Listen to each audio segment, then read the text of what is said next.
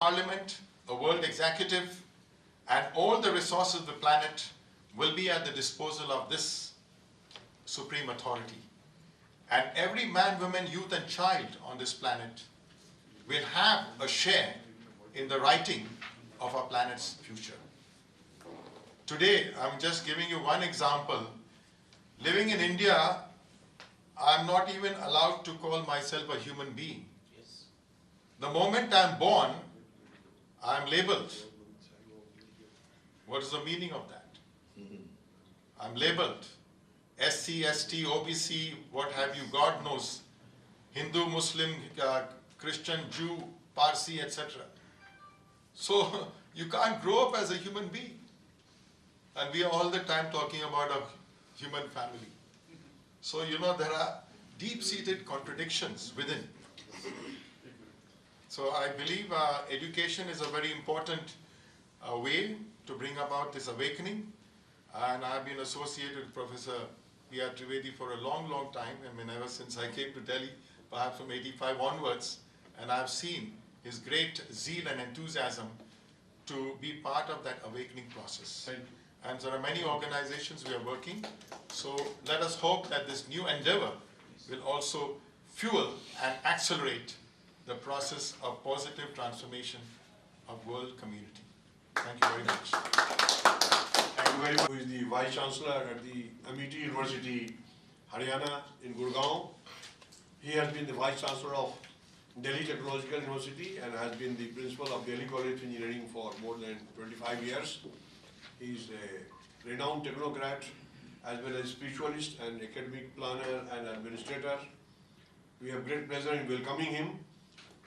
It's good that he is part of the process where we are going to sign the MOU and also discuss a new paradigm for joining hands under the joint auspices of the World Spiritual Parliament and the Global Peace Foundation.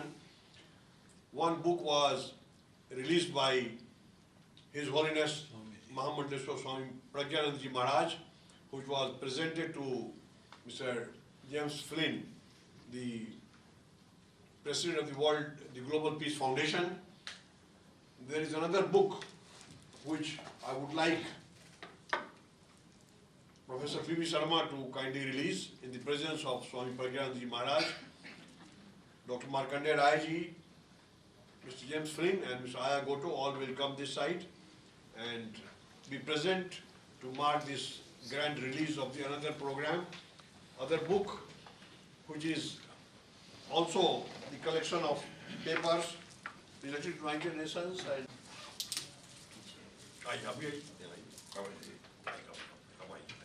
Ladies and gentlemen, I have great privilege in releasing the book, which I am pretty sure is a treasure to be possessed by one and all.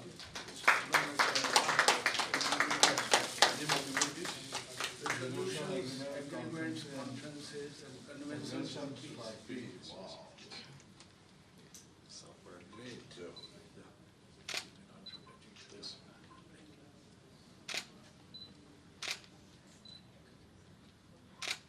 This book will be jointly received by Mr. James Flynn and Mr. Aya Goto. Both of you are jointly receiving it from Professor P.V. Sharma. Read it and promote peace. Yes. Professor P.V. Sharma sir was Professor of Mechanical Engineering at IIT Delhi also. Yes. The most respected institute in India. He was the founder, Vice Chancellor of Rajiv Technical University. Rajiv Gandhi Technological University.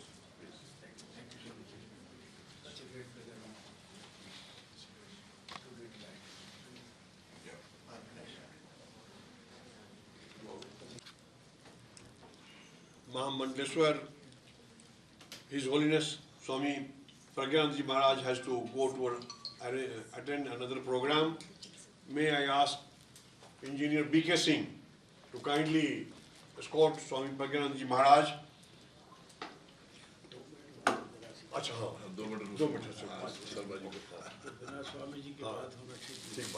So we are thankful to Swamiji for allowing Professor P.V. Sharma ji to complete his discussion. We are thankful to you, sir, for sparing your time.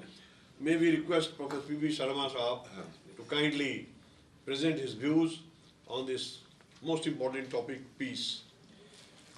You all, especially Swami Pragyananji and my very dear mentor and friend, Professor P.R. Trivedi ji on one side and Professor Goswami on the other. Let me also say that we all, I'm saying we, not you all, because I am also part of this movement, are pursuing a cause which is very dear to the whole humanity. Believe it or not, our forefathers, at the early dawns of the civilization, when it descended here on planet Earth, established a civilization which will not divide the community and will deprive you of the privilege which the earlier speaker was saying to be christened and labeled as a human being. And that is why our civilization was a spiritual civilization. It was not a cultural civilization or civilization impacted by the geographical boundaries or for that reason the traditions or legacies of the past. When you have a spiritual civilization, it talks of things which are the prized possession for the whole humanity. Take for example, Satyamev Jayate. Who on the earth can say that Satyamev Jayate should not be there? Yes. Look at our prayers, whether I am a doctorate from Birmingham or I am totally illiterate, my prayers in this country have always been Sarve Bhavantu Sukhina, Sarve Santu Niramaya, Sarve Bhadrani Pashyanti Ma Kaschit Dukha Bhavet. The concept of Sarve was in fact embedded into the DNA of our people right from the early dawns of civilization. They also understood the value and worth of this whole creation which has a purpose. So meaning and purpose of life was considered to be an important aspect of education. And that is why the education which was provided to the people was from the point of view of pursuing peace, harmony, peaceful coexistence, leading a righteous way of life, creating that bliss of heavens on earth, enabling divine and divinity to descend on planet here and give us an assurance that we are part and parcel of a larger, connected, cohesive divinity which manifests itself in multiplicity of its forms, figures and sizes. We may look different by our dress, by our look. We may look different from the plants, various trees, the flowers and the beauty of nature, but fact remains, we all are manifestation of that divinity. And that is why, right from the very beginning, the concepts of Atman as being the embodiment of that larger collective good of the humanity which they described in those days as the divinity was in fact embedded right from the beginning. And that enabled us to perceive the manifestation of God not only in ourselves to make ourselves capable of understanding this beautiful world by application of mind, but also perceiving the presence of divinity all around. Isha Vasham Midam Sarvam Yat Kinchat Jagatyam Jagat Ten Tyakten Bhunjita Magrada Kashidnam is in fact the command of the Ishavasha Upanishad of the Rig Veda. The concept of Purna was also embedded right in the early dawns of civilization. The very first verse of Ishavasha Upanishad reads like Om Purnamada Purnamidam Purnat Purnamudachyate Purnasya Purnameva Purnameva Vashishyate. And this does not include only human being, because when you talk of Purna and when you say Ishavashmidam Sarvam Yat Kintab Jagatyam Jagat, you cannot exploit Mother Nature. You cannot harm each other. You would consider the whole world as your own kith and kins. And that is why it culminated into the proclamation of Vasudha Eva Kutumbakam, which means the whole world is one family.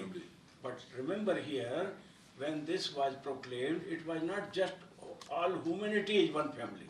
It, as I said, the concept of survey. Sarve bhavantu sukhina, sarve santu nirave. How can I be sukhi and human beings, I could pray for human beings to be happy and healthy while my plants, vegetation and the environment remains unhealthy. Therefore, in the concept of survey, the health of the environment, the well-being of the ecological balance, and all that is created by God Almighty, including the beautiful rivers, the dancing peacocks, the singing birds, and all you have in the name of creation was in fact considered to be one family. And that is why for millions of years together, we could chant Shanti, Shanti, Shanti, because peace cannot prevail, cannot be created, cannot be enjoyed as the bliss of divinity unless the concept of Sarve, the concept of Purna, the concept of Atman, the concept of Isha Vash Midam Sarvam is brought onto the table right at the beginning. And these were non-negotiable principles. I can assure you, I have done a lot of studies, not only just because I wanted to study the literature or for that reason the holy literature, but I wanted to understand how the whole education system was configured around to create a society which could with pride chant Shanti, Shanti, Shanti right from early morning right up to the last point when you go to the bed. And the reason for this was that it was non-negotiable that those who go and acquire education were supposed to be better informed, more committed, highly dedicated, unconditionally committed. Not that I will get salary, then only I will do good. If I don't get full salary, I will do half the good. That was not there. And the education, therefore, was not merely knowledge, was not only jnana, not just knowing this beautiful world, why it exists and what for it exists, but to go beyond. And the two other dimensions which were embedded with jnana were the dimensions of behavior and dimensions of conduct and character. And that is why jnana plus acharan plus charitram, they were the composite strategy. That was a tripod for education. And educated people were supposed to be those who will submit unconditionally and dedicate up to the last breath of their life for the service of humanity, for the service of Mother Nature, serving the divinity up to the last point of death. And thereafter also saying, I am coming from where I am going where I have come from. And if you permit me, I will return again and contribute my very best to the betterment of this beautiful world. This was in fact the way the education was imparted. There are hundreds of examples where a student might have scored 100 out of 100 in all the subjects, and yet at the Sandipni Ashram, where Lord Krishna himself has gone to Jaini, a person was denied the degree at the Dikshant Samaroh. He was running around asking people how it is that I have all the mark sheets where I have scored A grade in all the subjects, and yet my name does not figure in the list of the Dikshant Samaroh. Somebody said, go to the Kulpati's wife, because the lady can perhaps influence the Kulpati. And the Kulpati's wife said, you are a ruthless fellow. The person who has scored the highest marks, why his name is not included in the Dikshant Samaroh list? And the polite answer was that he is not fit to be given the degree, because a degree is not awarded merely for passing out the examination, but to testify your conduct and character at the same time. And therefore, the Diksha Samaroh was meant only for those who could be testified and certified not only on knowledge, but on the benchmarks of behavior and conduct and character, which was non-negotiable for the educated people. And that is why for millions of years you could protect this beautiful world, have peace and harmony of the kind that you could impact the whole of the world. Unfortunately today, as our friend has rightly said, सच बोलने में डर लगता है. शांति की बात तो हम करते हैं, लेकिन हमारा मन अशांत है. हमारी आत्मा हमसे पूछती है कि आप मेरे लिए क्या कर रहे हो? Because we have forgotten that there is a communication between us and our Atman inside. Through our feeling, it expresses itself, because the language of Atman is basically the feelings. Do something good and you will find you get happiness on your face. Do something wrong, you will get the worries on your face, because stresses are created, modern science says, when you do something against your own consciousness. So my friend, let me submit that the cause of peace education, when I received this mail from Manoj Srivastava and Professor Trivedi Sahab, I said this is something we must return back to our roots. In our education, unfortunately, we give you freedom either to trade and transact along the path of peace, or you wage a war, as the case may be. And this is where we have gone wrong. The purpose of education was to prepare an army of people who would submit to the cause of peace, harmony, truthfulness, righteousness, and for the protection of this beautiful world which has been created for us and for everybody else who is around. This is where we have to return. Otherwise, we shall continue to suffer under the severe problem which we have created for ourselves. The health of the environment will continue to take a toll.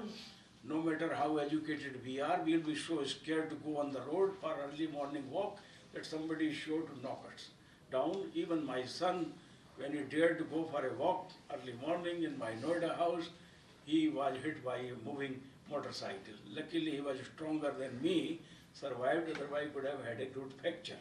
My friend, we have to now, I think, echo the words like peace, peaceful coexistence, harmonious living, and unconditional commitment to the cause of humanity and Mother Nature, much more in the classrooms, in the laboratories, in the corridors of our university, in the campuses of our institutions of learning, to return back to the cause for which education was meant for. I wish to thank Professor Trivedi Sahab, who has been my friend for the last 3 decades or more, ever since I was in IIT, when they set up their Paryavaran complex. I was so happy that the cause of environment was taken up at that time when there was no environment education. And then they moved to spiritual parliament and then Peace Foundation, Dr. Goswamiji. You all are really engaged in a very serious cause, and I wish to devote myself to the service of this great organization. Thank you so much for this. The definition, exact definition of religion is Atmana Putakulani Paresamna Samacharit. Means, do not do to others what is done to you will dislike. This is the reason to do it. If you can follow, we can opt and up and imbibe this decision, there will be no unrest. There's no unrest.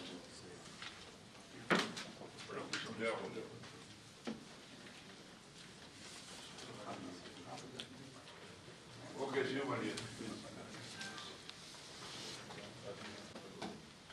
Friends, the program is continuing. Swami Pragyananji had to go for another prayer, so he has gone.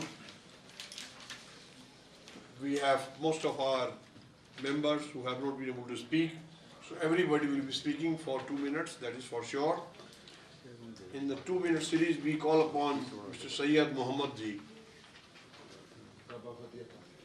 Please. My name is actually Sayyid Mahmood Ahmed. Also, Sayyid. But at times it causes a little bit of confusion amongst people. The important thing is that both Muhammad and Mahmood mean actually the same. I won't give you the meaning because then I would be sounding a little immodest.